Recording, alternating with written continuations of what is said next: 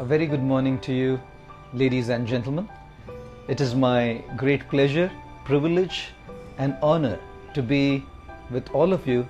I think I really want to express my sincerest and deepest gratitude to all of you for joining us on this 21-day habit challenge. I am really excited and I truly look forward to being with all of you every single day for the next 3 weeks at 8 o'clock Indian Standard Time. And the topic of our discussion will be how to help each other to take up this very exciting 21-day habit challenge. I feel challenges are such an integral part of growth in our life. For example, a teacher will always pose higher and higher challenges to the students. Why? Because the teacher wants the student to grow in his or her understanding of the subject. Mathematics, for instance. What's mathematics in kindergarten and primary school, in secondary school, in university is different. Why? Because the challenge level goes on increasing. And the higher the challenge, and in a better way we are able to crack it, we simply grow deeper in our understanding of the subject. One teacher was once asking a student, if A is equal to B and B is equal to C, then A is equal to C. Can you give me a practical example for this? The guy said, I love you, you love your daughter. And I don't think I need to say the rest of it at all. So yes, teacher poses a challenge to the student so that the student can grow deeper. Anyone who's interested in physical fitness and is into exercising, workouts, the fitness coach, the trainer will pose higher and higher challenges for the person who's working out. Why? Because only when higher challenges are posed, whether it's picking up weights, whether it's doing push-ups, whether it's doing pull-ups, whatever the exercise may be, only when higher and higher challenges are posed, then can there be muscle growth. Then can there be shedding off of the extra fat and the calories that we have gathered on ourselves. Even in relationships, for that matter, life poses so many challenges as time passes by. And the more two individuals who are in a relationship, married relationship, parental relationship, friendly relationship, the more we are willing to take up that challenge and deal with it effectively, we grow deeper in our emotional bonding with each other. Ladies and gentlemen, there is no meaning to life without a challenge. And the symptom of greatness is to accept that challenge in a very sportive spirit and learn how to grow deeper in whatever we are doing. In fact, a couple of years back, there was a group of people who started taking this challenge called the Ice Bucket Challenge, where they would bathe themselves with freezing cold ice water. And in fact, they were raising funds to provide support for this rare disease called ALS.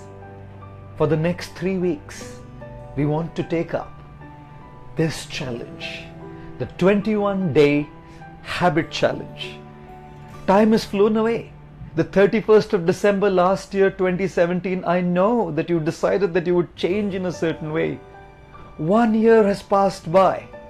We have to now deeply introspect that within the last year, did we actually work on what we decided? We always make these resolutions.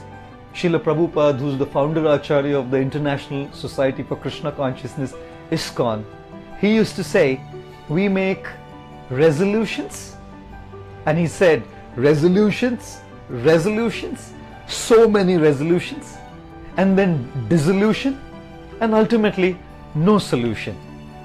So, as we were mentioning earlier, I really want all of you to truly introspect. If you decided something in the last year, 2017, and did you truly work on it through the year, and where do you stand today? Throughout the day today till we meet the next morning, tomorrow at 8 o'clock, I want all of you to introspect. This one word, introspection, to see if you've actually worked on what you decided, or were you a victim of resolution, dissolution, and no solution. Ladies and gentlemen, I often say that habits are of three kinds. The first is our good habits. And when we talk about good habits, for example, saying a thank you, just as an example, or saying a sorry, being hospitable, courteous, kind is a good habit. And very often, it's just a habit though. Very often we could say a thank you or even say a sorry and not even mean it. We go into the autopilot mode, and that's why we call it a habit. It's just in the autopilot mode. We say thank you, we don't mean it. We may say a sorry, we may not mean it. And therefore, when it comes to good habits, in the year 2018, let us consciously enhance them. Not just sustain and enhance those habits, but consciously enhance those habits, which is basically, for example, we say a thank you, we mean a thank you as well. For example, if we say a sorry, we mean a sorry as well. They're good habits. And you could identify your own good habits and make sure that we do not continue them in an autopilot mode in the year 2018. So with the good habits, we don't want to be in the autopilot mode, but we want to consciously enhance the quality of those good habits as we enter the year 2018. Then there are neutral habits. And when we talk about neutral habits, those are not necessarily good, nor are they necessarily bad or destructive as well. They're just neutral. They get into our muscle memory and we just do it. For example, the other day, someone asked me the number for my combination lock. And to be honest, I just could not recollect the number for my combination lock. It's just a combination lock. You have to just go around to left, right a few times and the numbers are there on the dial. When it comes to opening the lock, however, that code has entered into my muscle memory, and so for me to open the lock comes so easy in an autopilot mode again. And there's no harm actually. If these neutral habits are useful, we should just utilize them. Just like, for example, I come to my room and I don't even have to think of the combination code. I don't even have to think of the number. From that muscle habit, the autopilot muscle memory, I just go and open up the lock. So with our good habits, in the year 2018, consciously enhance them. With our neutral habits, if they're useful, utilize them. But I know, ladies and gentlemen, there's one thing that we are all struggling with. We don't have so much problem with the good habits. Good, let's enhance them. We don't have so much problem with the neutral habits, so long as they're not all that horrible and those idiosyncrasies. We are okay to utilize them on a day-to-day basis. What's challenging is our bad habits. Those bad habits which are destructive for our physical health, they ruin our emotional health. They destroy our spiritual health. These bad habits are negative. They are a dark spot. They're actually taking the peace of our mind away. They're taking the deep growth that we can actually have in our life away from us. So as we enter into this 21-day habit challenge for the next 3 weeks, we want to deal with these bad habits, leave them away, throw them back into the past as we enter into the new year 2018. And it's good actually, because we are starting today on the 6th of December. We still have 3 weeks to prepare before we actually start dealing with it from the 1st of January 2018.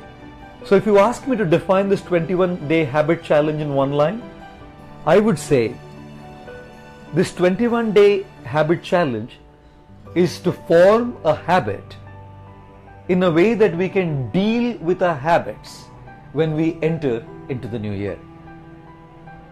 And here are the 2 things I want you to do today.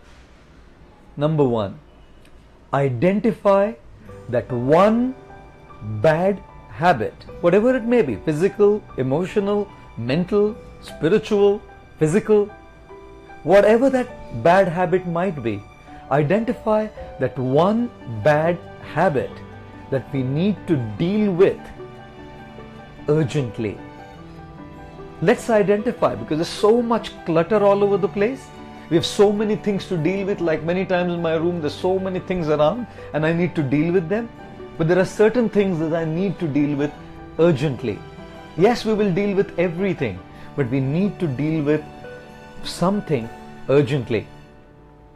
Today, through the day, I want all of you to identify that one bad habit that we will all together work on through these next 21 days and prepare ourselves as we enter into the new year 2018. And the second thing that I want you to do through the day, in fact now, is to make a firm resolve. In Sanskrit, resolve is called sankalpa. We all want to make a sankalpa together. We all want to make a resolve together. We will learn all of these different reflections, pointers to deal with our respective bad habits, whichever one we have identified. And we will offer this bad habit at the feet of the Supreme and seek His help to deal with these negativities in our life. I always say, when we are beautiful, it's God's gift to us. But when we live our life beautiful, it's our gift to God. Yes, ladies and gentlemen, as we begin the new year, we want to offer a precious gift to God by living our life beautiful. And that living our life beautiful means at least to chuck away that one bad habit. The 3 pointers that I want to leave you with for the day is: number 1, introspection. Introspect what you have done in the last 1 year. Did you actually work on something that you decided last year? Or were you a victim of resolution, dissolution and no solution? If it was the case, we have another chance for the coming year as well. The second thing I want you to do is identify that one bad habit that you want to deal with. There's so many that we want to take, but let's deal with one at a time. And as we feel confidence in dealing with one, we will probably take up another one in the next year. The third thing I want you to do is make a sankalpa, make a resolve. At this point of time, as we say goodbye to each other till we meet tomorrow morning, make a silent sankalpa in your heart while offering that prayer to God. Even if you haven't identified your habit yet and you will do that through the day, at least make this one prayer in your heart, that I want to live my life beautiful as an offering unto you, and I will deal with this one bad habit and offer it to you as I enter into the new year. To thank all of you and express my sincerest gratitude for joining us on the second day of our 21-day habit challenge. I would like to give a short recap of what we discussed yesterday on the first day of our 21-day habit challenge. Yesterday we discussed 3 principles. The first principle was that challenges are an integral part of our growth. If we want to grow in anything in our life, we have to take and accept constructive challenges. The second principle that we spoke about yesterday are the 3 kinds of habits: good habits, neutral habits, and bad habits. Good habits, we should try and consciously enhance them. Neutral habits, we should utilize them. And bad habits, we want to deal with them, chuck them away, reduce them, minimize them, and slowly just take them out of our life, because they are ruining our physical, spiritual, and emotional well-being and health. The third principle that we spoke about yesterday was 3 things. Number 1, let us introspect how we have performed in the last 1 year in that area that we wanted to work upon ourselves. And if we haven't done very well, no problem, we have a chance again. Therefore, the second principle is identify that one bad habit that you want to work on as you enter into the new year. And I hope that yesterday through the day you have thought about what is that one habit that you really want to work upon. The third thing that we spoke about was make a resolve, a sankalpa. We will all make a resolve to stick it out for the next 21 days, and together as a community we will try to deal with that one bad habit for each of ourselves, whatever we decide. Figure 21 days is very interesting because loads of management gurus, life coaches, corporate trainers will say that if we want to deal with a bad habit or form a good habit, we have to work on it for at least 21 consecutive days. Why? Because it takes at least that much time for something to sink into our systems. And that's just how habits are, aren't they? For example, how did we really form a habit? Habits are repeated patterns of action that form a very deep mental imprint, and that mental imprint makes us do the same thing again. To give you an example, somebody who started smoking wasn't a chain smoker on the first day. Started smoking a cigarette, for example, just to try it out, just because friends wanted him or her to do it. And once a person starts smoking for the first time, it leaves a mental imprint, let's say of pleasure. And that mental imprint of pleasure makes the person do it again. And when you do it again, there is a mental imprint. And that mental imprint makes a person do it again. And that action leaves a deeper mental imprint. And that makes a person do it again. And thus, as we repeat that action over and over again, because the deep mental imprint that's formed on our minds, that's what we call a habit. In Sanskrit, that's called sanskar. This sanskar, or this mental imprint that impels us to do something over and over again, that loop is what we call as the conditioning. We've all become conditioned to do something in a certain way. And therefore, if we want to undo it, we will also have to repeatedly keep undoing it so that the mental imprint or the sanskar changes. Isn't it therefore inevitable that we would at least need a minimum 21 days to even think of changing that mental imprint? I'm not even saying it'll change in 21 days, but wouldn't we need to give at least that much time and more to change that mental imprint or that sanskar that has happened over such a long period of time? So if that's called conditioning, this is called unconditioning. In fact, to form a negative habit doesn't take that long. But to unform or to uncondition from it does take a while. I always say, habits are like soft, cozy beds. They're very easy to get into, but very difficult to get out of. If you've ever been sleeping in a soft, cozy bed in the winter season, covering yourself with a blanket, a duvet, a quilt, it's so easy to get into, but God, it's so difficult to get out of. Yes.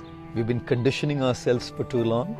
We need a certain amount of time to uncondition ourselves as well. So stick it out. Persist.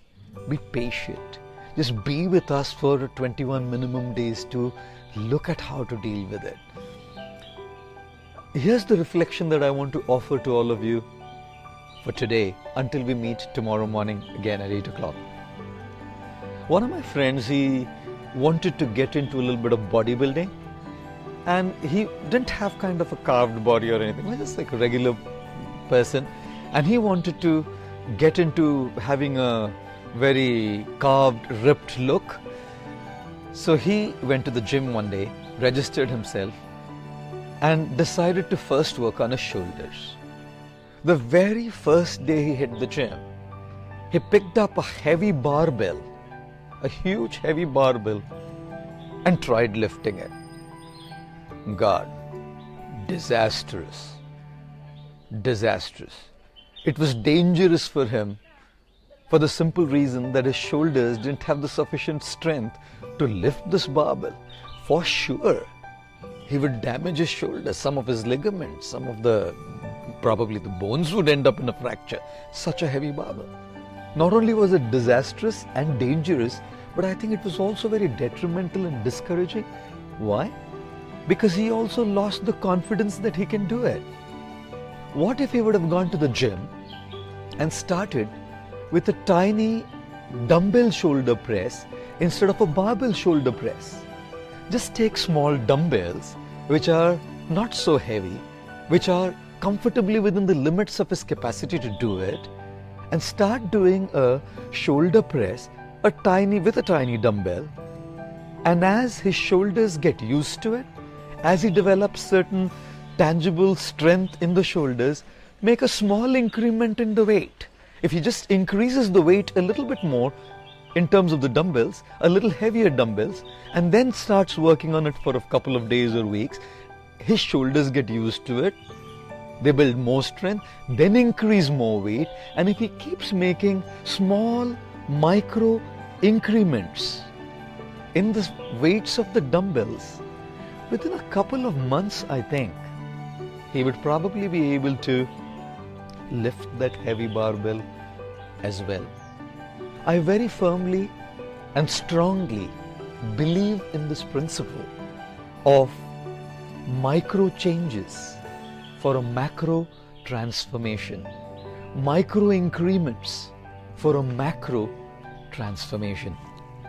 I remember a friend wanted to start waking up at 5 o'clock in the morning to start going out for a jog.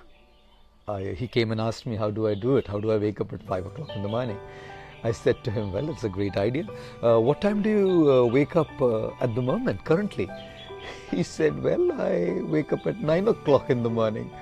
And he had actually tried for shifting from 9 o'clock to 5 o'clock. And God, that was the end of building up on this habit. Ladies and gentlemen, imagine someone who's accustomed to sleeping until 9 in the morning for years, and suddenly one day to change that habit, to get himself out of that habit and get himself into the habit of waking up at 5 o'clock to go for a jog, shifts from 9 to 5, suddenly a gap of 4 hours. That change, that increment, 4 hours. Oh my God, finished. That's the end of it. He was groggy, sleepy throughout the day. He tried for 2 or 3 days and just gave up. I said to him, why do you want to wake up from 9 straight to 5? Why don't you start waking up at 8:45 in the morning instead? From 9 to 8:45 is only a 15 minutes installment. It's only a 15 minutes change. And I don't think you would have too much of a problem just changing from 9 to 8:45. And then once you're comfortable over a couple of days or weeks to waking up at 8:45, change that installment 15 minutes further. From 8:45, start waking up at 8:30 in the morning. And then at 8:15, and then at 8. And then if you're comfortable, change that 50 minutes installment to 20 minutes. From 8 o'clock, now go to 7:40. From 7:40, go to 7:20. And sure, if we make those small changes, get adapted to those small changes over a period of time, and keep working on ourselves, we'll surely be able to deal with what we want to deal with. This man actually started waking up at 5 o'clock every day in the morning. Of course, it needed other adjustments like sleeping a little earlier, trying to sleep well, so that through the day he wouldn't feel, sleepy and drowsy at his work when he was at his workplace. One other friend, he came to me and he said to me that I smoke about 40 cigarettes a day, and I know it's getting on too much to my health, and I want to stop smoking. I said to him, why do you want to stop smoking? I think you should continue smoking. My God, the guy was like shocked. A monk as I am, he's coming to me and asking me he wants to stop smoking, and I tell him, you continue smoking. I told him, look, my dear friend, I don't think you should stop smoking. You should continue smoking 38 cigarettes a day instead of smoking 40 cigarettes a day. If you smoke 40 every day and you go from 40 to 0, imagine the kind of withdrawal symptom that you would get. Now with this waking up early example, you would feel drowsy, groggy, a little kind of, lethargic through the day, but you wouldn't get a massive withdrawal symptom. But things that have gone deep into your system as an addiction, smoking for example, would surely create such a massive withdrawal that instead of giving it up, you'd probably get back onto it with double the force, and instead of 40, you'd probably end up smoking 45 or 48. So why don't you smoke 2 less, 38? And then after you get used to it for a couple of weeks, and it's not a big deal, just 2 less, move to 36, move to 34, move to 32, and then probably installments of 4 cigarettes, 28, and slowly yet steadily. It takes a while, but Rome wasn't built in a day. You can't give up a habit that has got deep into our systems overnight. Hindi में कई बार हम कहते हैं, ऐसा तो नहीं होता ना कि आज भर्ती और कल चक्रवर्ती. अगर सेना में आज भर्ती हुए हैं तो चक्रवर्ती बनने में कई युद्ध लड़ने पड़ते हैं, तभी चक्र मिलते हैं, तभी medals मिलते हैं. It's not that, I'll translate for those who don't understand Hindi, it's not that you, when you join the army, you get all the medals right away. After joining the army, you have to fight a few battles before you get those medals. Rome certainly wasn't built in a day.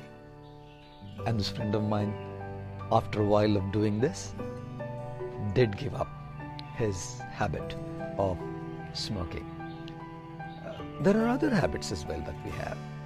For example, we get very angry, we throw tantrums. I'm sure some of you are very closely connecting to me and saying that yes, it's just so deeply sunk into our systems, we're just so conditioned that when the head is hot, we just start yelling sometimes, or we just withdraw, or we just giving a silent treatment or a very loud treatment. We just kind of get frustrated. So what do? I think let's not start with those larger ones. Let's not start with when there's a massive disagreement between you and your spouse, or you and your friend, or you and your boss, or you and your colleague. Let's start with the small things. Your pizza doesn't come on time. The guy at the restaurant, the waiter, doesn't bring your pizza on time. Rather than getting super upset and even saying something, it's okay, just a small delay. And it's not so much because you are supporting that the pizza should not come on time. We want it on time for sure, but it's for you to form a habit of dealing with the small things first. Ladies and gentlemen, deal with the small things. It makes a big difference.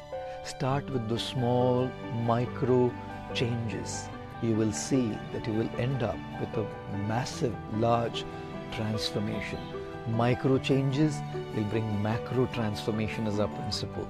The small little installments and increments will bring in the massive, large change in whatever habit we are wanting to deal with in our lives.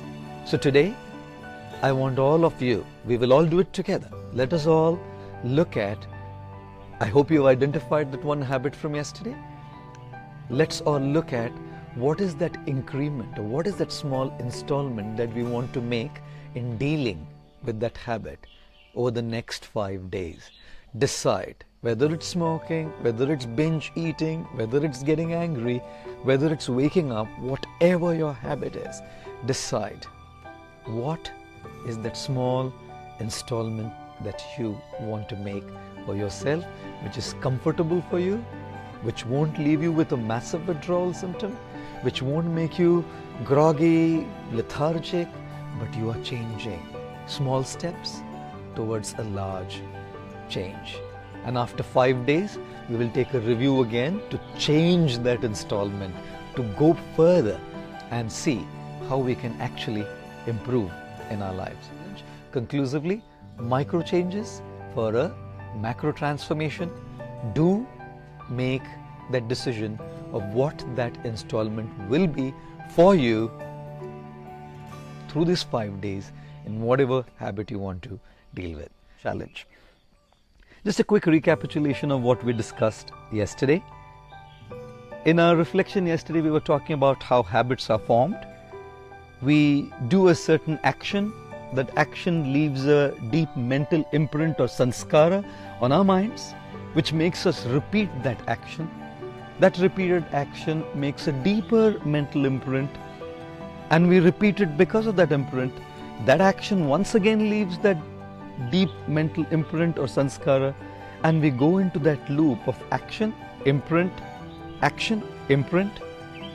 And over a period of time, these repeated patterns of actions coupled with this deep mental imprint or sanskara is what we call a habit or a conditioning. It happens over a period of time. And we discussed yesterday that if we were to get out of this habit and uncondition ourselves, we have to do exactly the opposite of what we did earlier. We have to refrain from it. We have to keep away from it and not make those deeper imprints henceforth. And that unconditioning takes a while.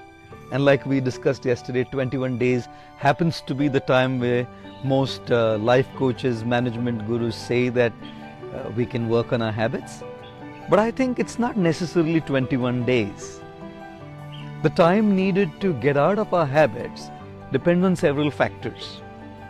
And two very important factors are, number one, how deep is the habit and how long have we been in it for. The deeper the habit and the longer we've been with it, it's going to take a while. And second, how intense are our efforts to deal with that habit. The stronger our efforts, the more focused our efforts, the more intense our efforts, we'll probably end up dealing with it more effectively, quicker. So yes, it's going to be way more than 21 days. 21 days is just the time that we touch on it and prepare ourselves to deal with it and get rid of those bad habits that we have gotten into. And yesterday we also discussed those micro installments that we need to make in order to deal with those habits, and not so we bring micro changes for a macro transformation. So yeah, it takes a while. Stick out. 21 days is just the beginning. I always tell the story of how once a father called 3 of his sons and told each of them, gave a task to each of them. He told one of the sons, "Can you look at that sapling in the garden? I want you to go pull that sapling and bring it to me." The father said, "I'm going out of town, so by the time I come back tomorrow morning, I want you to bring this sapling to me." He said to the second son, "Can you see that bush in the garden? I want you to uproot that bush and bring it to me. When I come back tomorrow, I want to see that bush in our house." And he told the last son, "Can you see that tall, huge tree standing in our garden? Son, I want you to uproot that tree and bring that tree to our house, and I want to see it when I come back tomorrow morning." All the 3 boys were at their tasks. When the father returned the next morning, the first son had brought the sapling, the second one had brought the bush, the third one had brought the tree. The father asked each of them to share their experience. The first one said, "Father, it took hardly any time, just a couple of seconds to uproot that sapling, and within a few minutes I was in our house with the sapling." The second son said, "Dad, the bush was a little harder to deal with. Its roots had gone a little deeper, and so it wasn't as easy but not as difficult as well. Within a couple of hours I could just pull it out and bring it to the house." When the third son reported what he had to go through, he said, "Dad, the roots of this tree had gone so deep within the ground that it took me tremendous amount of hard work and almost over 20 hours to uproot the tree and literally, with the help of a couple of people, drag it into our house." The father turned to the 3 boys and said, "Sons, this is exactly how habits are. When they are just in their initial phase, like a sapling, when the roots haven't even started going within the system, you can pull out those habits with great ease and with hardly any effort. When they grow a little deeper and turn into a bush, and as the roots have gone a little deeper inside, it's going to get slightly harder and will take a little more time, but you can still pull it out, not with that much effort." But when the roots go deep into our system and sink into our entire existence, like the tree, it's going to take a lot of hard work and probably a lot of time as well to pull it out. Ladies and gentlemen, if any of you are just in the phase of the sapling part of your habit, the sapling phase of your habits, rip them out quickly. You wouldn't have to put too much effort and not give too much time to deal with them. If you find yourself somewhere in the bush phase of your habits, start now. It'll require a little extra effort, but you'll still be able to deal with it much quicker. And if you're in the tree phase of your habits where they've gone deep into the system because of having done it for a long time, well, with hard work and time, we can still pull them out. So yes, we need to give a lot of intense effort and time to be able to uproot those habits which have entered into the tree phase of our lives. On day 3, I want to leave you with a third reflection, which is also very crucial and important, I believe. As soon as we decide to do something that is right, as soon as we decide to live by what is right, we are going to be tested for it.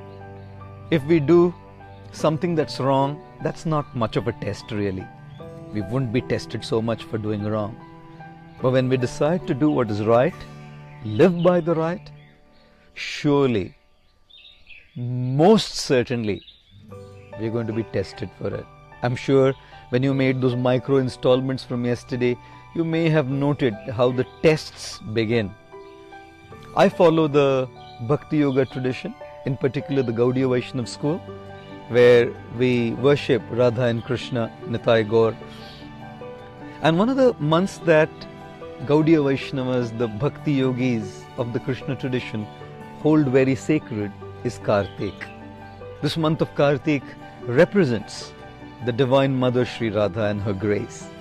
And devotees of Radha Krishna, they make resolves, they make vows to offer something to the Lord. Some chant more, some pray more, some do more seva or service, some read the scriptures, yet others make a resolve, a vow to stop eating something or to make certain vows to give up certain habits. One year in Kartik, I remember I made a resolve, I made a vow that I would stop eating all sweets for 1 full month. And guess what? The day of Kartik, the day when it began, the beginning of the month, it's between October and November, the first day of the month of Kartik, at 8 a.m. a friend came to meet me. This friend was from Mumbai. He had gone to Switzerland and returned back. So after returning back to Switzerland, on the morning of the first day of Kartik at 8 o'clock, he came to see me. And guess what? He brought me some special gifts. 5 boxes of Lindt, Lindor, white chocolate, truffles. Just the night before, I had decided and made a resolve that I would not take sweets for the 1 month beginning tomorrow for the month of Kartik. And as soon as the day of Kartik began, the very first thing in the morning, I was tested. When you decide to do the right thing, we are going to be tested. I asked him, when did you return back from Switzerland? He said, 4 days back. And in my heart, I thought, man, you got back 4 days prior. Couldn't you just come to see me 4 days back? I just said it in my heart. And even if you would have come 1 night earlier, I would have tried some of this Lindt Lindor white chocolate truffles, But he came just the day when I'd started my vow and my resolve. As soon as he left, I had 4 or 5 boxes of Lindt Lindor white chocolate truffles sitting in front of me on the table. And now I had a choice to listen to my lower self and indulge, or listen to my higher self and improve. The more we listen to our lower self, we feed the lower self, we make it stronger. And every time we listen to our lower self and make it stronger, we're going to repeat that action, that habit again and again by listening to it. The more we learn how to listen to our higher self to improve, we pass the test. We're going to be stronger to resist that temptation. Every single time there's a temptation I decide not to indulge in, and I'm tested for it, with the same temptation coming to me, and I say a no, I'm rewarded by God with the strength to say a no the second time. When the next time the same temptation comes, from the last time I'm a bit stronger, and with that strength I say no again, I'm rewarded with more strength. The next time when the same temptation comes, I'm stronger to say a no. And in this way, every single time I say a no to that temptation and pass the test, my higher self becomes stronger, and I am in a better position to resist those temptations and deal with those habits. Yes, ladies and gentlemen, we all have a choice. As you have made those tiny micro installments which we will be reviewing at the end of the 5 days, we will all be tested whether to listen to the lower self and indulge with the temptation that comes to you, or listen to your higher self and improve in dealing with your habits. Indulgence or improvement, the choice is yours. And certainly you may have experienced those temptations come to you. For example, you decide, I want to quit this habit of, yelling at people, becoming a victim of anger. And the day you decide to keep quiet, the day you decide to control yourself, that very day there are certain triggers, certain impulses around you which provoke you so much that you feel impelled to yell. A test. The day you decide that I want to quit this habit of fault finding in others, the very day you decide that you're tested, people around you are just going to be doing wrong. And it's a test, an impulse, a trigger, to see how serious you are about not giving in. You decide to deal with your social media addiction. The very day you decide that I'm going to cut down my social media indulgence because I want to prioritize a lot of other things. That very day your boss may give you so much work that all day you're on your laptop or your phone and you just feel so tempted to look at the Facebook. Or, I'm sorry, we are on Facebook already. You're tempted to look at it. Everything has its utility, but overindulgence kills, right? Yes, we will all be tested. My third reflection is this. The choice is yours, to listen to your lower self or your higher self. To indulge or to improve.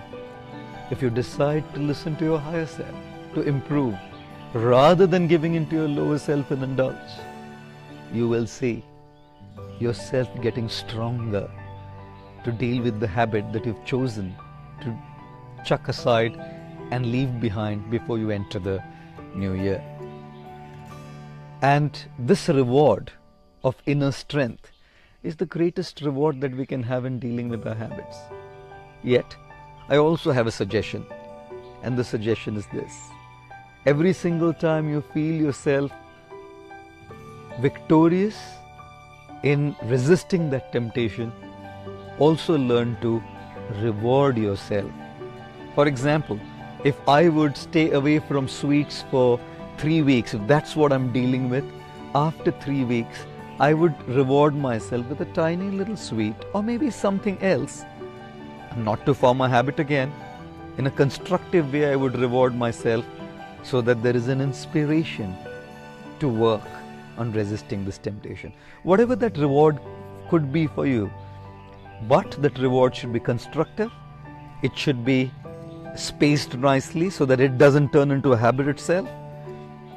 And it should just be an inspiration so that you can work on resisting that temptation now. Rewards are only needed for children, really. As when we'll have children who will say, if I pass the tests and if I pass the exam, what are you going to give me, Dad? Will you give me an iPad? Will you give me an iPhone X? Will you give me a Apple Watch? Children need rewards to motivate them to work hard. But as they grow, that hard work is their reward itself. The pleasure that they derive from their hard work is the reward itself. They don't look for those physical rewards in order to continue on with their hard work. They don't look for those external rewards to keep going with their inspiration to work on what they're dealing with. So similarly, because we are in dealing with our habits, our mind is like a child. So those little rewards 3 weeks later, 4 weeks later, after having reached the target of resisting those temptations for 3 weeks, could be helpful. A break to Kullu Manali, a holiday somewhere, or giving yourself your favorite watch if you could afford it. Set a small, tiny, whatever reward you could to keep going with that inspiration to resist that temptation. But remember, it's only children who need that, and we need to grow slowly. Initially we can have those rewards, but eventually a reward should be more just the pleasure and the inspiration of doing it right.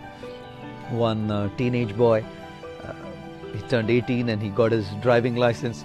So he came to his father and said, Dad, when can I start driving your car?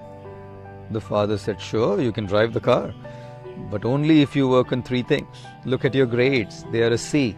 If you move from C to A, I'll allow you to drive my car. Not just that, look at yourself, you're not even reading the Bible.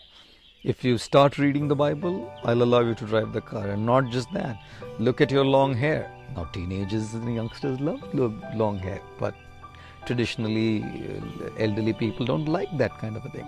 Said, look at your long hair, I want you to get a proper haircut. If you do all 3 of this, I'll allow you to drive my car. A couple of months later, the son went to the father asking him to give the keys to the car. The father took a review. He said, it's very nice, your grades have improved from C's to A's, fantastic. And wonderful, I've been observing that you've also started reading the Bible very regularly. But you still haven't given yourself a decent haircut. And therefore, unless and until you get a haircut, I'm not going to give you the keys to the car. The son said, wait, Dad, look, I've been reading the Bible.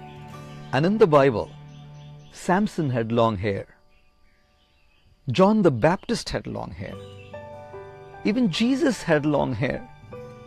So what's the problem if I have the long hair? The father turned to his son and said, my dear son, yes, Samson, John the Baptist, Jesus had long hair, but you should also have read that they walked everywhere they went. They did not drive their cars. Now, all fun and jokes apart, the fact of the matter is this: when we are younger, we need those external rewards to motivate ourselves to do the right thing. As we grow, the right thing itself becomes the reward. And therefore, day 3, our reflection is this: we are all going to be tested as we decide to do what is right. That micro installment of the temptation you're trying to avoid, it's your choice. Whether to feed your lower self or your higher self, whether to indulge or to improve, decide to feed your higher self. Decide to improve. Every single time you say a no to that temptation, you're going to be rewarded with the strength to say a no again. Continue saying a no based on that strength, and one day you'll be so strong that the habit won't exist for you.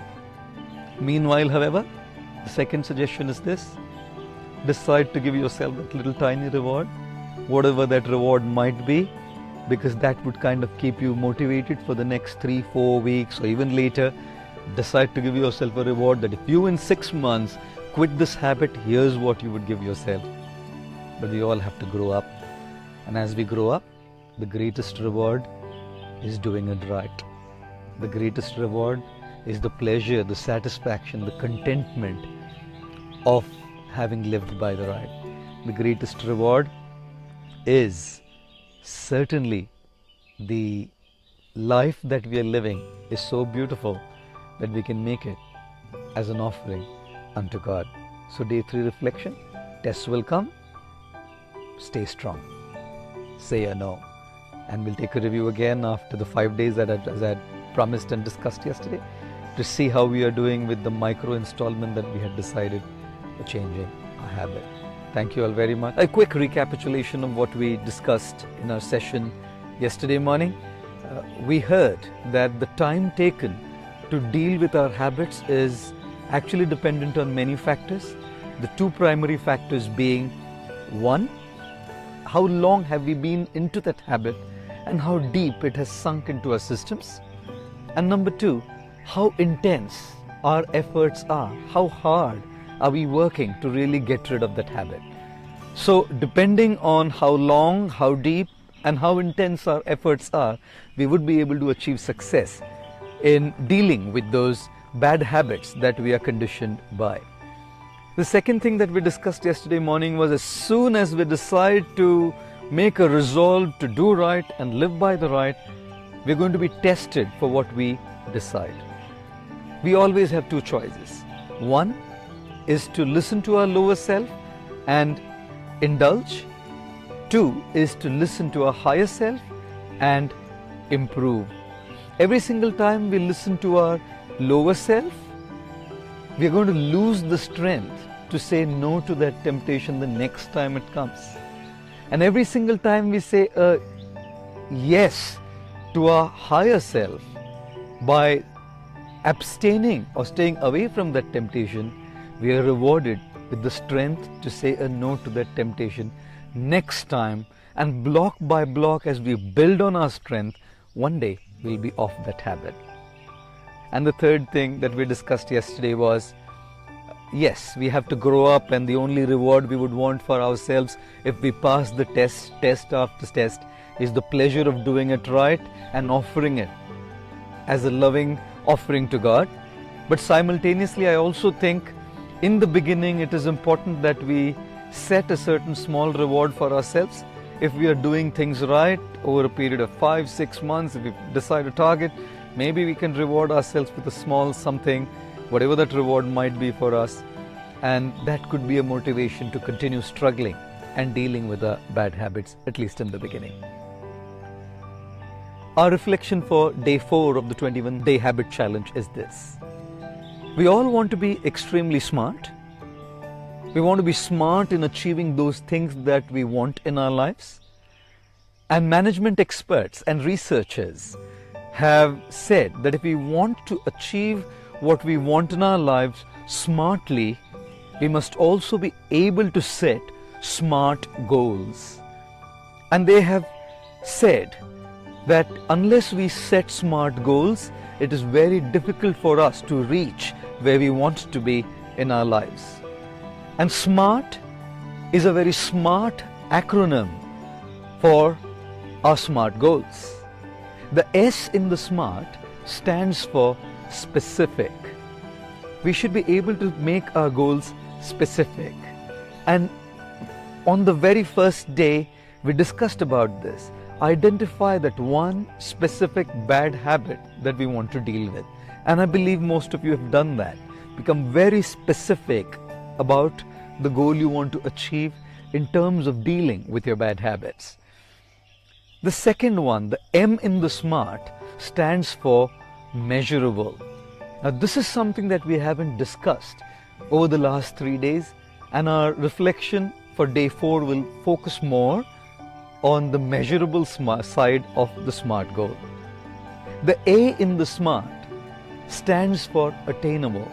We even discussed this, that whatever goal we are setting for ourselves should be attainable. It should be within our capacity to deal with. If we go to the gym for the first day, we cannot be having a barbell press straight away. We should start with what is attainable, what is within our capacity, those small little dumbbell shoulder presses. Those little tiny micro installments that we want to make, those little increments that we want to make in trying to reach our goals. Attainable. The R in the SMART stands for realistic. Our goals should be realistic. They shouldn't just be wishful thinking.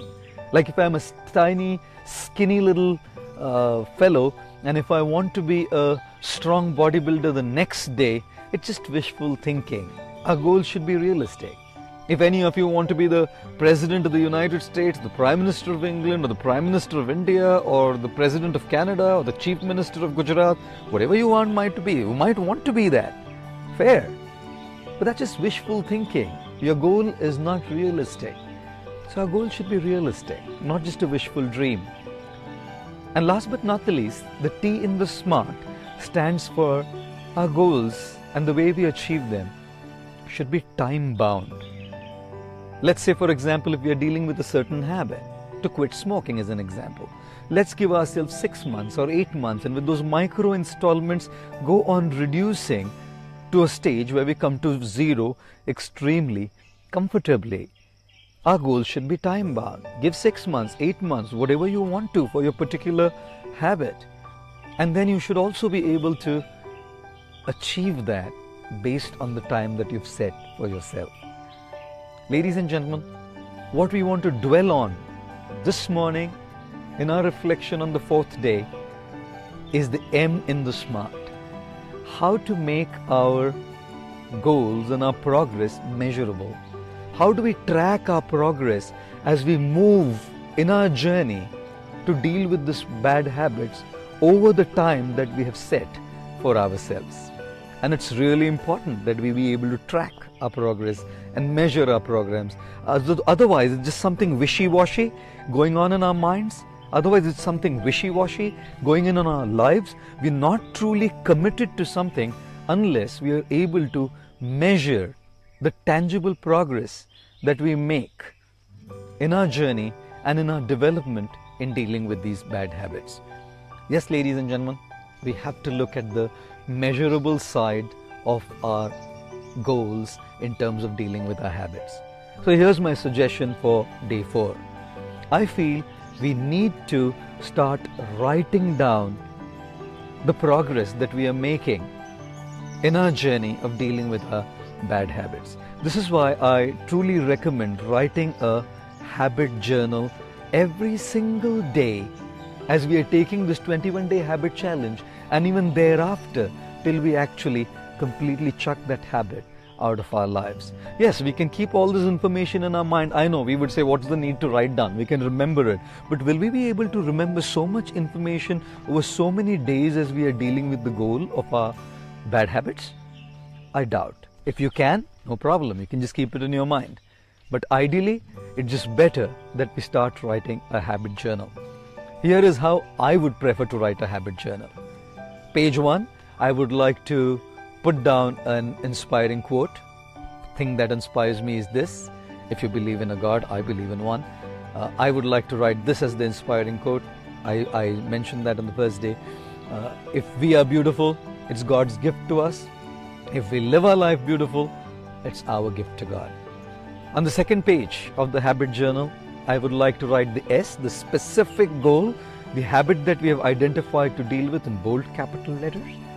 I would then like to write the A in the SMART, the attainable goal, the micro installment that we have decided for ourselves to take in terms of dealing with our habit, reducing something regularly. And I would also like to write the T, the time over which I would like to deal with this habit. 6 months, 8 months, 10 months, a year, whatever is practically possible for us. And I would also like to write down the specific reward that I want to give myself at the end of this time if I deal with that bad habit. The reward could be a watch, like I said. It could be a pair of good sports shoes. It could be a new outfit for yourself. It could be a holiday that you want to take. Whatever reward, jot it down. And the next page onwards, I think we should start mapping and jotting down our daily progress every single day. Put down the date and the day and write down at the end of the day, how did you do throughout the day? If you were successful in sticking to that installment and you did not falling into that temptation that you decided you don't want to fall to, then just write down what were those parameters, what were those elements, what were those factors that actually made you succeed. Did it happen by coincidence? Were you conscious of avoiding it? Were the people around? Were you staying away from the surroundings and temptations that were kind of responsible for your bad habit? What were you doing? Were you praying? Were you chanting? What was it that was responsible? Write down those parameters. Carry that to your next day. Enhance your performance in terms of achieving that goal in your bad habit the next day. Jot down. If you fail and you're not able to keep up, write down what were those responsible factors and elements and parameters that made you fail. Was it the people who were discouraging you? Were you very mentally worked up? Was it the stress because of which you, for example, started smoking again, the number of cigarettes that you decide you wouldn't want to smoke? Was it the people around you who triggered that impulse, and therefore, although you decided you didn't want to be angry, you got angry? How can you stay away from those situations? Analyze every single day. Jot down those parameters, those principles, those factors, those elements which were either responsible for your success or your failure. Map your progress.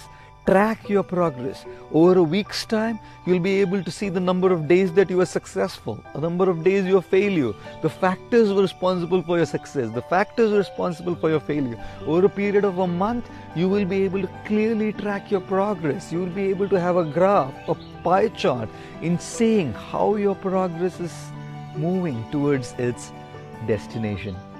This kind of a habit journal will make our progress measurable. And the more you see measurable, tangible result in how you're moving towards your goal, you will feel confidence and inspiration to take that next step in your progress. And if you see you're not doing very well, you will have to work on building that confidence and taking those small steps to improve. And therefore, if you want to write it down in a book, fine. If not, I'm sure each of you use a smartphone, and on your smartphones you can start jotting down your SMART goals and your habit journal in progressing towards those SMART goals. Day 4, our reflection is make your goals measurable. Start writing a habit journal. Track your progress every single day. Observe yourself all over the week. How have you done through the week? Observe yourself over the month. How have you done over the month? And take that next step to improve in your habits. I feel very delighted to be in your presence once again. A quick recap of our day 4, which was yesterday. In our discussion yesterday, we said we have to make our habit goals very smart. And to make our habit goals smart means the S in the SMART was being very specific. M in the SMART stood for a habit goal should be measurable. A stood for they should be attainable. R was for having those goals which are realistic, and T was for keeping our habit goals time bound. And in our discussion yesterday, we focused more on the M of the SMART, which is making our habit goals measurable. And to that effect, we discussed how we could actually start writing a habit journal which can map our progress towards our habit goal. When we write a habit journal and we actually jot down our progress day by day, we are able to see over a period of a week or a month how many days have we actually been successful in keeping up with our goal, how many days did we fail, what were the factors responsible for those days when we were successful, what were the factors or the parameters responsible when we failed. Those factors which were responsible for our success, we could repeat them. Those factors which were responsible for our failure, we would probably avoid them. This kind of a habit of writing a habit journal would make our progress in dealing with our bad habits measurable and tangible. On day 5 of our 21 days habit challenge, I would like to leave you with 2 very crucial and important principles. The first principle: we have to learn how to stay away from or do away with all those stimuli that actually trigger the temptation of those things that we are trying to avoid. You know, I spoke to all of you about the story of my taking a vow, a resolve on the first day of Kartik to avoid eating sweets. And you may remember that On that very morning at 8 o'clock, my friend brought to me these 5 boxes of Lindt Lindor. I had a choice to either indulge or to improve. I chose to improve. I chose to pass the test. But simply choosing to pass the test internally and making that resolve wouldn't be sufficient. That's great, but wouldn't be sufficient when I'm not so strong from within. One of the crucial aspects would be that these 5 boxes of Lindt Lindor white chocolate truffles would be sitting in my room for the next 1 month. And if they would be sitting in my room, there was a good chance that I would give in to them. The stimulus was right there. And if the stimulus is right there for 1 full month, there's a chance that that stimulus would trigger that temptation to eat those truffles, and I might give in. So what did I do? Decided to do away with it and thereby to stay away from it.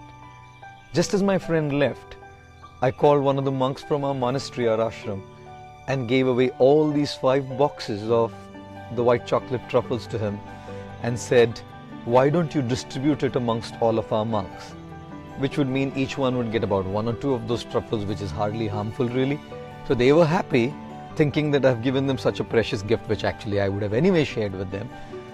And I was happy because I took away that stimulus, which was a big risk for me to give in to that temptation and run away from my resolve. The 3 greatest fears earlier used to be, number 1, the fear of public speaking, number 2, the fear of death, and number 3, the fear of flying. In the modern day, however, those fears have changed. The 3 greatest fears in the modern day today are the battery of my smartphone is weak, I do not have sufficient Wi-Fi signal, internet connectivity, and you know that Sudarshan Chakra, that wheel going around, still buffering, still loading. Now jokes apart, isn't it a fact that many of us, when we wake up in the morning, we want to look for the charger and charge our phones before even we charge ourselves? Isn't it important that we charge ourselves before we actually charge our phones? Somebody was mentioning to me that he wants to moderate the use of his smartphones.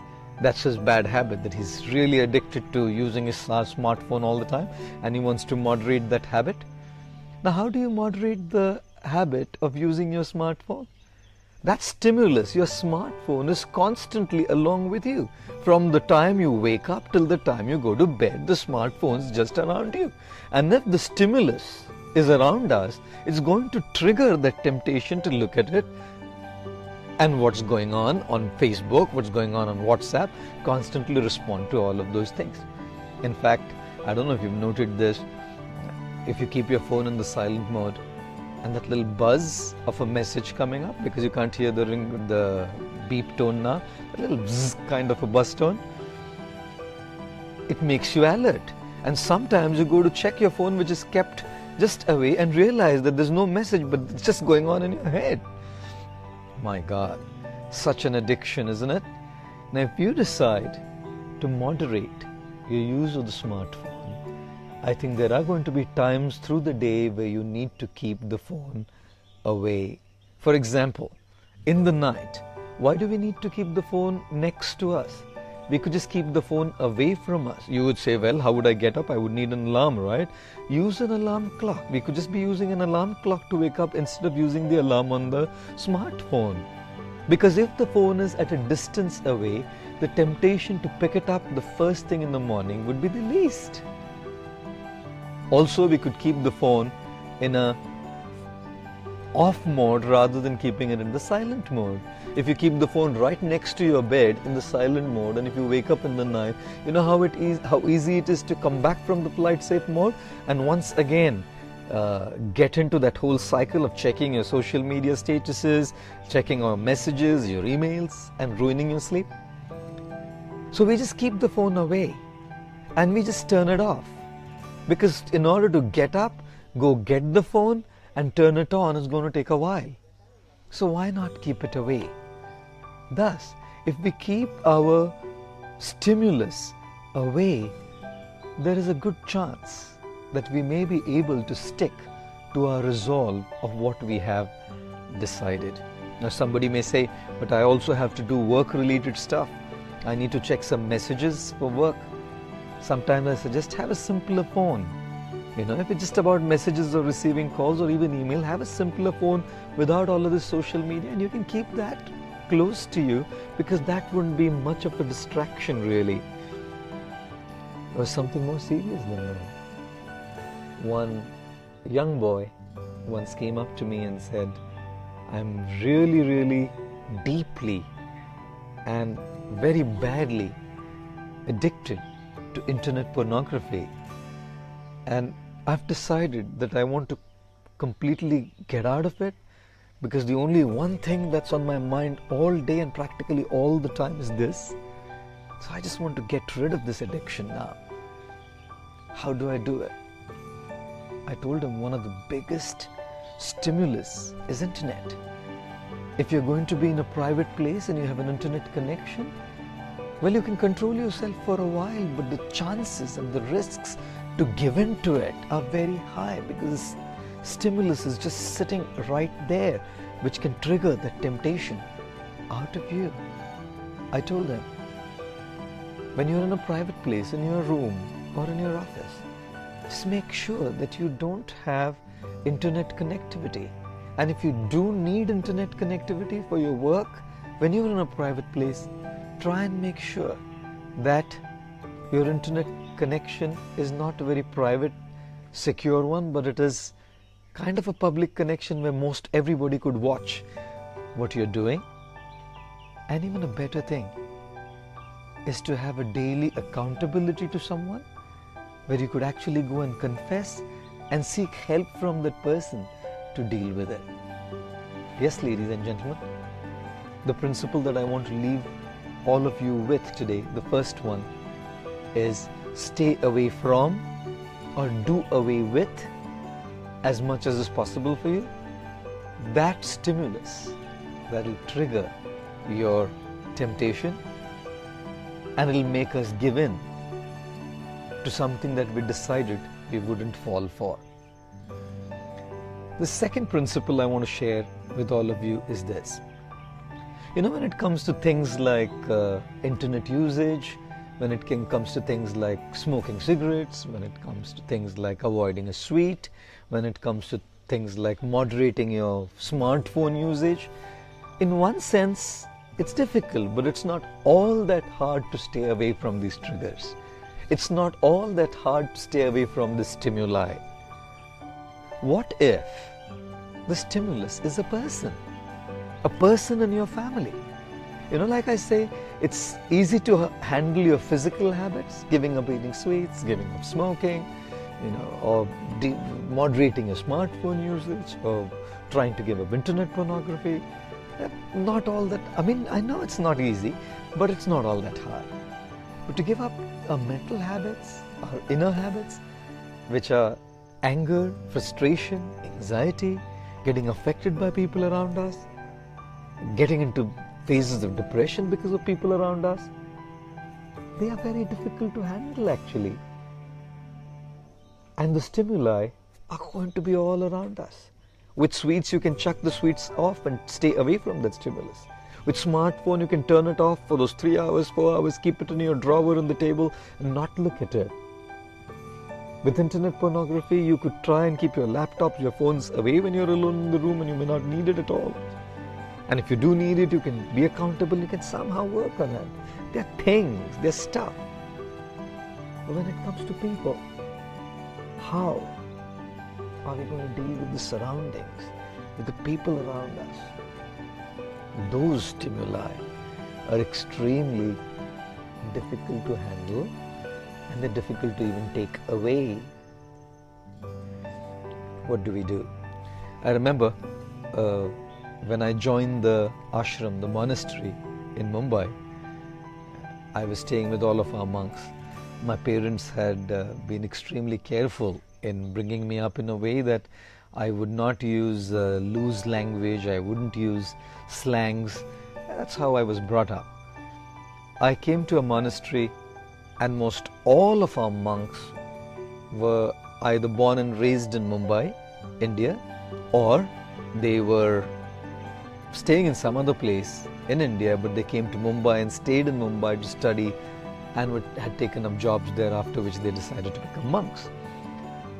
Now, the consequence of being born in Mumbai and raised in Mumbai, or having studied and lived in Mumbai for a while, is that you get affected by the surroundings, you get affected by the culture, the ethos, the language, and very often you tend to use words which are not derogatory, which are not obscene, which are not vulgar, but they're not the best words to use when you speak to people.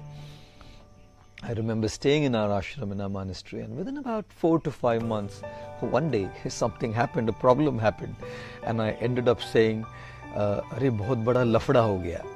Now, for those of you who don't understand Hindi, or those of you who don't understand this kind of Hindi, lafda means a problem. It's a kind of a slang. It's not derogatory, it's not vulgar or obscene, but it's not the most pleasant or the most sophisticated and decent word to use for a problem in Hindi. So I ended up saying, "Hey, bahut bada lafda ho gaya." Now, within a moment, I just pinched myself to ask myself this question: hey, wait a minute. How is it that for all your life you never used this word, and suddenly how did you use that word? Realized, surroundings, people around, the most amazing people, the most spiritual, sincere, genuine people.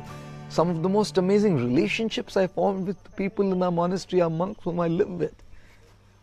But most of them used words like these. And the entire culture, the ethos was like that. I ended up saying the word lafda one day.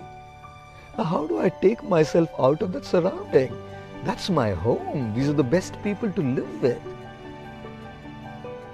Either I get affected by the surrounding, or I can choose to affect the surrounding. Me being alone in the middle of about 80 monks, affecting the surrounding God was not easy. But then I decided that I have to become more cautious and conscious in a way that I don't get affected by what's going on around. To remain unaffected by people, to remain unaffected by the surroundings where people live, one has to start becoming more mindful, more cautious, more conscious, in a way that we don't get affected. In a way those people around, the stimuli, do not trigger that response or that reaction out of us. I'm sure many of you go through these kind of situations. You may be living in families where your parents, your spouses, your children, your siblings could be a very strong stimulus to agitate your minds, to make you angry, to make you frustrated. I'm sure many of you go through situations where at your workplace there could be your colleagues, your bosses, your managers, who could just be the people they are, and they could be a very strong trigger to bring out that anger out of you. I'm sure many of you who are students may realize that at your university and your schools, you may kind of go through that situation where some of the friends around act as a stimulus, constantly poking you and bringing that bad side out of you. Now, to be honest, in many of these situations, it's not all that easy to stay away from or do away with the stimulus that incites that response to us. What do? There's one choice we have: to start becoming extremely cautious, conscious, and mindful in a way that what's happening around either doesn't affect us or affects us in a minimal possible way. That conscious living is our choice, and we'll elaborate on this a little more as we move on in our 21 days habit challenge. Therefore, the two principles that I want to leave all of you with this morning on day 5 of our habit challenge is: number 1, with things and stuff, stay away from and do away with those stimuli which trigger that temptation that you're trying to avoid. And with surroundings and people who act as a stimulus, let's learn how to be cautious, conscious, and more mindful in a way that people around don't incite us, don't agitate us, don't bring out that wrong response from us, and we are not affected, or we are affected to the minimum possible degree. Today's habit challenge. A quick recapitulation of what we discussed yesterday. The first principle that we discussed yesterday was, in trying to deal with a bad habit, we should learn how to say a no from inside and pass a test. But simply saying a no from inside is not sufficient. We also have to say a no to the things and the stuff outside that will trigger that temptation. And therefore we heard, we need to stay away from and do away with all those temptations, all those stimuli that trigger that bad habit for us. And what if that stimulus is people? Close people in our family, close people in our social network, close people at our workplace. How do we deal with that? We heard that we need to be cautious, conscious, and extremely mindful in a way that we do not get affected by what they do to us. Of course, this is a deep subject by itself, and a little later through the next 2 weeks we will bring this up and hear how not to get affected by the stimulus of people. Today, however, on the 6th day of our 21 days habit challenge, I would like to focus on another very crucial principle to deal with our bad habits, and that crucial principle is our association, our company. Don't they say, tell me what your association is and I'll tell you who you are. The famous English proverb goes, a man or a woman is known by the company he or she keeps. Yes, indeed, association is a very crucial principle in trying to tackle our bad habits. Srila Prabhupada, the founder of the International Society for Krishna Consciousness, in fact, a documentary movie is being released on him. It's called the Hare Krishna in PVR cinemas all across India. I recommend, if you have the time, do watch this movie. On the 15th of December it gets released. He's one of my greatest inspirations in my life. I was very influenced by his teachings, and I took to the spiritual life by his inspiration. So Srila Prabhupada told a very funny story once. He said, there was a man in a village in India, and he went to the fields to do his morning duties, because in India in those days they wouldn't have restrooms in the house. So as he went to the fields to perform his morning duties, after he was done, he turned around and looked at the stuff, and he said, I am so good looking and so handsome. I can't believe that something so obnoxious and nasty can come from me. The little stuff spoke back to him and said, you're calling me obnoxious and nasty? Last night, I was a fragrant, good-looking, handsome, piping hot samosa, and look what your association has done to me. Srila Prabhupada chuckled, and he said, therefore, we have to be extremely cautious and careful of whom we associate with. Isn't it true that association can actually uplift and upgrade us, or it can downgrade and degrade us to the lowest levels of depravity? And when I talk about association, I'm not talking about interactions. All of us will have to interact with people at our workplace who may not be all that great to be with. All of us will have to interact with our friends in our social circle who may not be those guys whom we really want to hang out with. Interactions are different. When we talk about interactions are more neutral dealings. We kind of get the job done, we do the needful, then whatever is necessary. But it's more neutral kind of dealings, a hi-hello kind of a relationship. When we talk about association, however, association is a much deeper concept. Association is not just about neutral dealings of hi, hello and doing the needful. Association is about intimate dealings with the person whom we are connecting to. It is about intimacy. Srila Rupa Goswami, a 15th century saint coming in the Gaudiya Vaishnav school of the Bhakti tradition, a devout disciple and devotee of Sri Chaitanya Mahaprabhu, he wrote a very beautiful book called the Upadeshamrita, translated by Srila Prabhupada in English as the Nectar of Instructions, in which he gives several instructions to practicing devotees of Krishna how to go deeper in their spiritual practice. And in one particular text, in one particular verse, he talks about, or he advises the devotees how to go deeper in their intimate association with each other. But this verse is a principle. Whether it's for devotees or with association and our connection with anybody else, the principle holds true.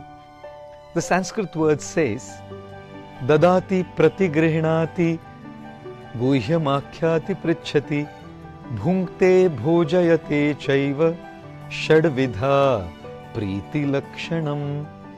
He says these 6 things are priti lakshanam. They actually increase the intimacy of love when we are associating with someone. And the first principle he talks about is dadati pratigrihnati, which means giving and receiving. Intimacy in our association begins with giving and receiving, a give and take relationship. We give gifts, we receive gifts, we give things, we receive things. For example, you might say to someone whom you're connecting to, okay, go ahead, use my car for today.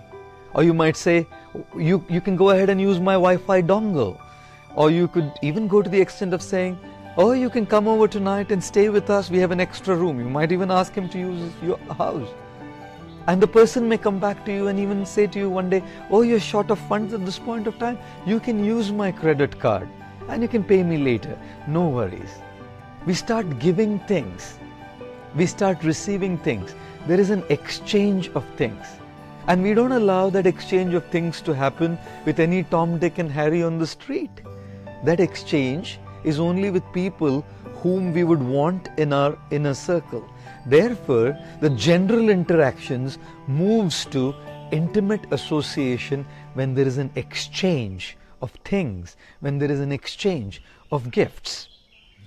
Now, this further on, as we go deeper into that association, Rupa Goswami says, Bhunkte bhojayate chaiva, which basically means now we start exchanging food.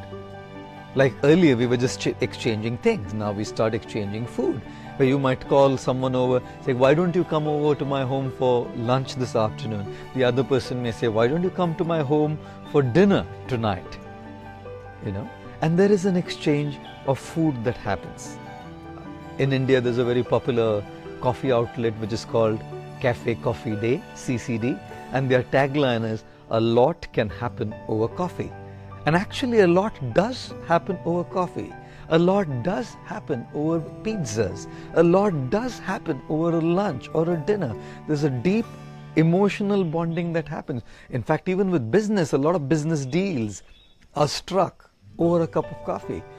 A lot of times marriage proposals are made over a cup of coffee or a light snack. Sometimes there's a lot of intimate dealings of affection and love that are shared over a cup of coffee or a meal. Yes, ladies and gentlemen, this tagline is quite deep actually. A lot can happen over coffee. The intimacy of our connection, the intimacy of our association moves from sharing just a credit card or a Wi-Fi dongle or a car or a motorbike or a room in the house. It goes deeper when we start interacting with each other over meals. And over meals, in those light moments, a lot of our heart is shared, which comes or which brings us to the third level of intimacy. Srila Rupa Goswami says the third level of intimacy is Guhyam Akhyati Prichhati, which means we start revealing our heart in confidence. we start opening up and we start listening to the other person's heart and confidence. When the other person opens up, we are opening the doors of our hearts, we are opening the doors of our mind for that person to deposit his or her thoughts inside of us. We are actually opening the doors of our heart for that person to enter into our hearts. Earlier we just opened the door for things, then we opened the doors for food. Now we are opening the doors for the person, for his or her thoughts, for his or her belief systems, for his or her value systems. And therefore, when we talk about intimate association, we're not just talking of a hi, hello kind of an interaction. We're not just talking of doing the needful. We are talking of beginning with sharing things, moving on to sharing food, to finally sharing thoughts, value systems, belief systems. And most all of this happens unconsciously. We're not even aware that we are being influenced by the values, the beliefs, and the thoughts of the people whom we are so closely, intimately dealing with. And therefore, like giving you an example of smoking, just as an example. For example, there's a young student in university who is hanging out with a guy who's smoking. This guy doesn't smoke, but the other fellow whom he's hanging out with is a smoker, smokes cigarettes. And this guy starts chilling out, hanging out with him. Initially, they're just kind of interacting with each other, doing the needful in the laboratory, doing an experiment together, sharing their notes with each other. That's how the interaction begins. Slowly, they start hanging out more. One day, this guy who smokes says, okay, you need to go there just for 30 minutes. Go take my bike and you can come back again. The next time, this fellow who took the bike says, oh, you need to finish your project and the Wi-Fi is down. Use my Geo-Fi, use my Wi-Fi dongle. Starts with things. The friendship grows, the intimacy grows. It was no longer just sharing notes, no longer just some, doing an experiment in the laboratory. Now it's sharing things that mean to us. The same guys now go to the canteen, the cafeteria together, spend a lot of time eating their vada pav or eating their dosas or eating their pizzas or drinking a cup of coffee in the college cafeteria. And as they hang out, chill out, they start talking to each other. They start speaking their value systems to each other. And the guy who's not smoking doesn't even realize that he's slowly getting influenced. Not to say that everyone would, but there's a high chance that he would get influenced. Why? He's not buying in. He's not giving in to the cigarette that the other guy is smoking. He's giving in to the confidence, the value of confidence that he has. He's not giving in to the cigarette that this guy is smoking. He's actually giving in to the peace and the coolness he keeps despite the stress he has. He's not giving in to the cigarette that this guy is smoking. He's giving in to the value of the tremendous self-esteem that this guy holds. So what this fellow actually gave into by starting to smoke with this other guy is not a cigarette. What he gave into was a value system, a belief system that this other fellow held. The other fellow was cool, the other fellow was confident, the other fellow had a high sense of self-esteem, the other fellow was peaceful in the middle of so much stress. And so what did this guy buy? Not a cigarette, a value system, a belief system of coolness, of confidence, of a high self-esteem. And the cigarette was just a consequence that came associated with that guy's belief system.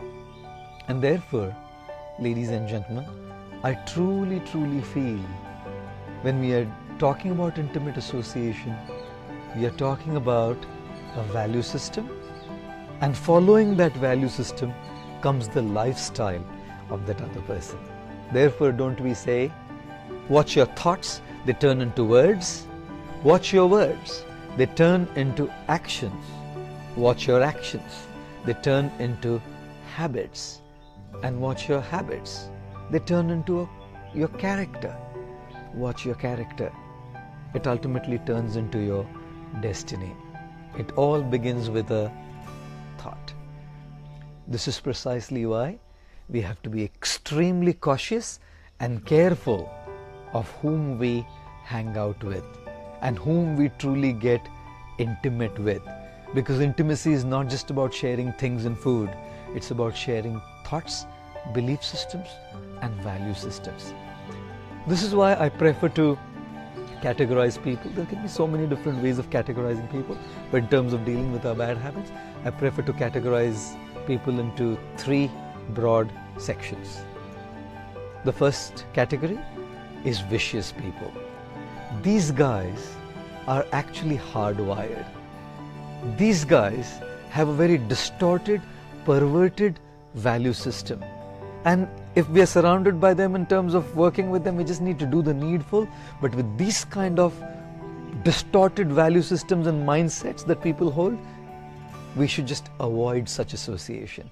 Because the more intimately we associate with them and hang out with them, their distorted value system, which is so strong, their distorted belief system, which is so deeply ingrained in them, can rub on us and affect us. So with the vicious, either do the needful, but just avoid them.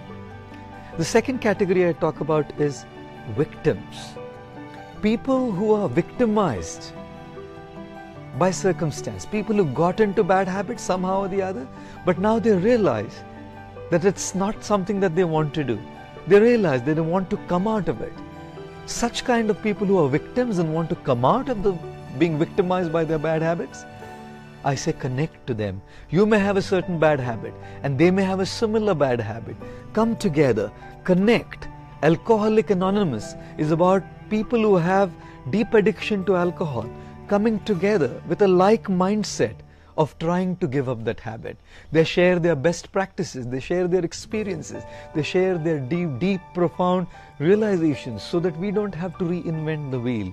So if we are dealing with a particular habit, let's look for someone who's victimized by the same habit and connect to them and form a community. A community doesn't have to be 20 people. Even if it's 2 people, we are a community of 2 individuals dealing with the same habit that we are victimized by.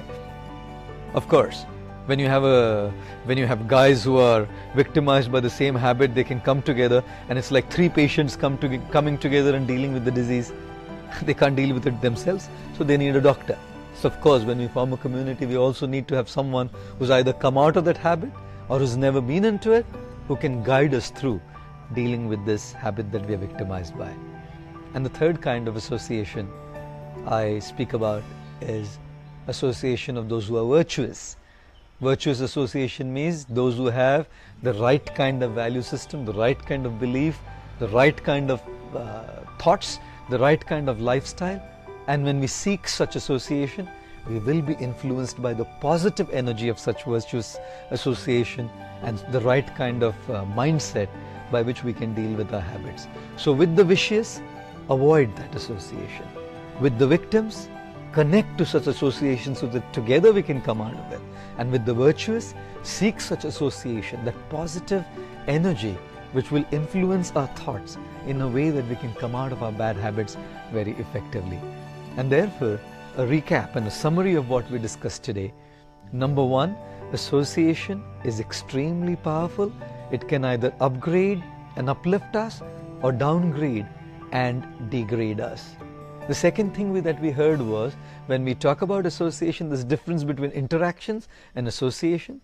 Interactions is neutral dealings, association is intimate dealings. The third thing that we heard this morning was, how do those intimate connections come about? First, they begin with exchange of things. They proceed to exchange of food, where deep emotional bondings happen. And then it goes much deeper into exchange of thoughts, value systems and belief systems. What we give into in terms of dealing with the other person is not his or her lifestyle and habit. What we actually give into is the value system that we are influenced by, and the lifestyle just comes as a consequence.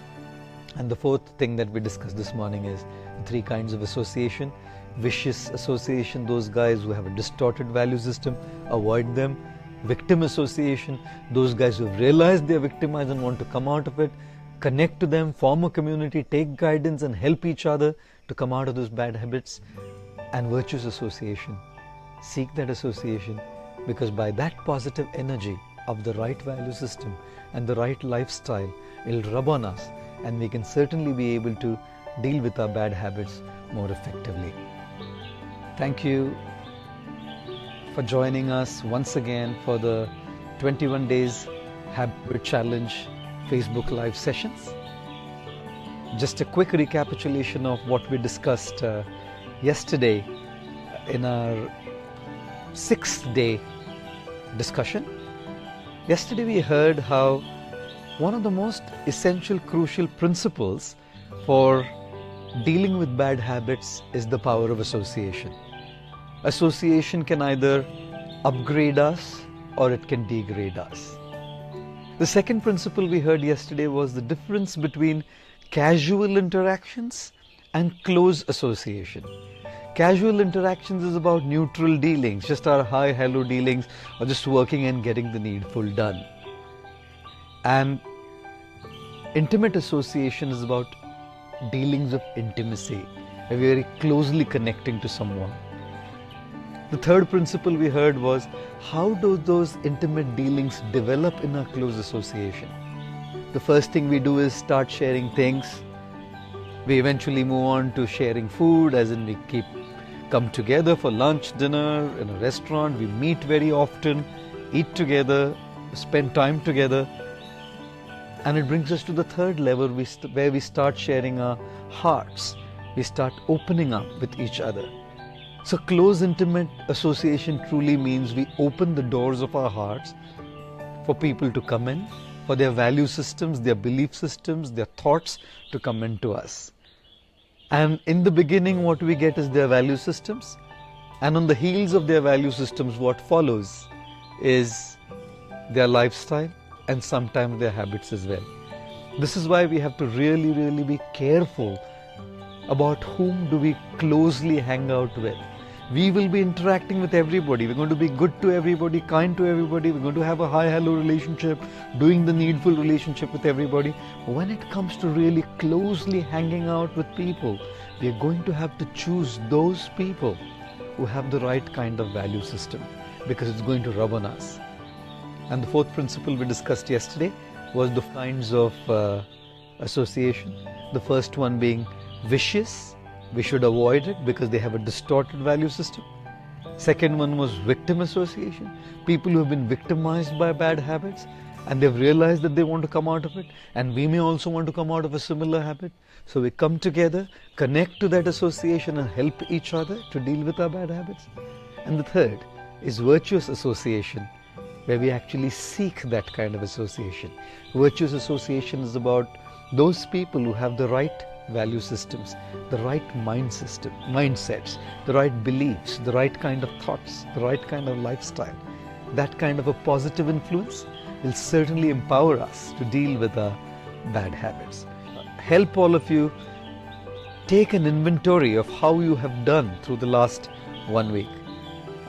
I think it's a good idea to take an inventory and to make a self-assessment of where we stand in the last 1 week and how do we want to map our journey for the next 2 weeks.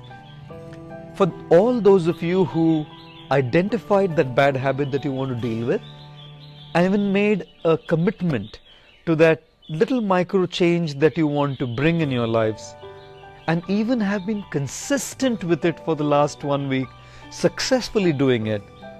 What is the next step now? Let's say, for example, you decided that you wanted to wake up early. You're waking up at 8 o'clock and now you want to probably wake up at 5 o'clock every day. And let's say you made that micro installment or decided to make that micro change of 15 minutes. From 8 o'clock, you decided to wake up at 7:45. And let's say you've been consistent through the last week.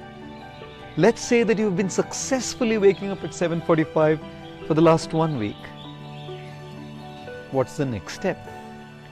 For those of you who have been successful in doing that, if you have adapted to that change of waking up at 7:45, for example, now is the time to make that next installment of 15 minutes, coming from 7:45 to 7:30. So for the next 1 week, till the 14th day of our habit challenge, whatever your example may have been, if you have actually adapted to that micro change you made, now make the next micro change. And in this example of waking up, if you were waking up at 8 and have started doing it at 7:45 and adapted, make that installment of 15 minutes to come to 7:30, you will be surprised that just in 2 to 3 weeks time, from 8 o'clock, you've already been waking up at 7:30. Of course, you would also need to work on sleeping of 10 or 15 minutes earlier so you get that adequate rest. What if you've been successfully waking up at 7:45 for the last 1 week and been consistent with that 15 minutes micro change, but haven't adapted? Then spend the next 1 week to get adapted to that 7:45 timing. Get adapted to that 15 minutes change. Don't make that next installment in your lives. Don't bring in that next micro change until you have adapted to the micro change that you decided in the last week. So, either you have been, if you have adapted, move on with the next installment. If you haven't adapted, get adapted in the next week before you make the next micro change. Basically, keep going, ladies and gentlemen. If you're already on the bike, you're already on the bicycle, whether you're riding slow and getting adapted or you're riding fast to make the next installment, just keep going. You're in the right direction. If you're riding your bicycle in the right direction, just keep going. If you stop, that's when you fall off the bicycle. The bike rider will only fall off if he or she stops. Keep moving, keep going. You are in the right direction, and certainly you will head there one day. Now, for those of you who identified your habit, even made a commitment to that micro change, but could not keep up with that micro commitment that you made in the last 1 week, for those of you who failed for some reason, don't worry. Pick yourself up, get yourself together, but keep moving. Now, the nature of success is that it gets into our heads and makes us complacent. For the first guys, if you've been successful in keeping up with your commitment, don't let it get into your head. Don't get proud. Don't get complacent, because complacency will stop your growth. And the nature of failure is whenever we are not able to keep up with our commitments, whenever we are not able to do what we want to do, is that it gets into our heart and makes us depressed. Ladies and gentlemen, if in the last week you haven't been able to keep up with your commitments, don't worry. Don't get depressed. Don't feel guilty. That guilt, if it helps you to improve, is good. But that guilt, if it just sends you into a mental trap, that guilt is no good. In fact, I always say this. It's not about losing a particular battle. It's about winning the war. Ladies and gentlemen, every war is made of many small and tiny battles. And it's only utopia, a fantasy, an imagination to think that those who are fighting in the war will win every battle. That is impossible. Even during the Kurukshetra war, when the 5 brothers, the Pandavas, the noble ones, were fighting with their 100 cousins, the vicious ones, the Kauravas, the whole idea was about winning the war. And the Pandavas kept losing many battles during the war. Abhimanyu, Arjun's son, was killed. Ghatotkacha, Bhima's son, was killed. The 5 sons of Draupadi were killed. So many losses during that war. It's not that the Pandavas won every battle, but they were certainly victorious in the war. And during those battles, when they lost those battles, it's natural that we feel depressed. It's natural that we kind of have the tendency to give up. This is when Lord Krishna came to their rescue by always bringing their attention to the final goal, to keep their eyes focused on the final goal of winning the war on the battlefield of Kurukshetra. We need those guides. We need those personalities. We need those gurus, mentors who will keep pumping in the energy, who will keep inspiring us to not give up despite our failures, despite the losses that we face in terms of keeping up with our commitments. Yes, failure has the nature to get into our hearts and make us depressed. Ladies and gentlemen, if in the last 1 week you haven't been able to keep up with your commitment, despite having decided it. Maybe you did it a few times, maybe you didn't do it a few times. Don't worry. Pick yourself up. Get yourself together and just keep moving. It's not about losing a battle. It's about winning the war. And what's winning that war? To keep your eyes on the goal of seeing the new you, of seeing the changed you, of seeing the transformed you. If the goal is to win the war, to see the transformation in yourself, to see the change in yourself, to see the freshness and newness in yourself, then don't worry if you lose a battle here and a battle there. It's a part of the deal. It's a part of the game. So you guys are the guys who are on the bike, who started riding the bike of your commitment, but on the way you got a little distracted by those temptations here and there and you fell off the bike. Don't worry. Pick the bike up, get onto the bike. You are in the right direction. Keep going. If you are one of those who belong to the category of not even remembering the habit that you identified, or not even remembering the commitment that you made to that micro change, you probably are those who are on the bicycle in the right direction. You started, but you got distracted and went in some other direction. No worries, you're still on the bike. Come back in the right direction. For those who don't even remember where they started and what their commitments were, I would recommend start writing a habit journal, and you will be more conscious about the micro changes on a daily basis. And for those who haven't even identified the habit yet and haven't even decided what that micro change and micro installment will be, I think you haven't even got the bike and started riding it. So now look for a bike, get onto the bike and start riding. Whichever category we belong to, the goal is to keep moving in a way that we can reach our destination.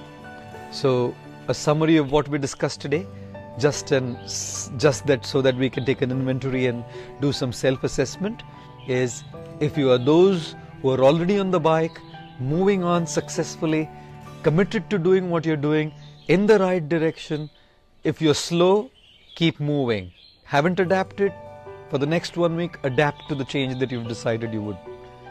If you're fast, you're already moving, if you've adapted to the change, increase the speed of your going. Make that new increment, the new micro change for the next week till we meet again and take an inventory on the 14th day of a habit challenge. If you're those who are riding the bike, had made the commitment, had started, but fell off the bike, failed, don't worry. Keep going. Pick yourself together. Get up on the bike. It's not about losing a battle. It's about winning a war. Fix your eyes on the goal.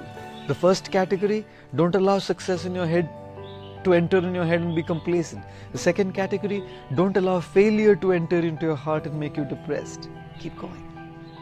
If you belong to the third category, who are riding the bike and went in some other direction, come back to the direction.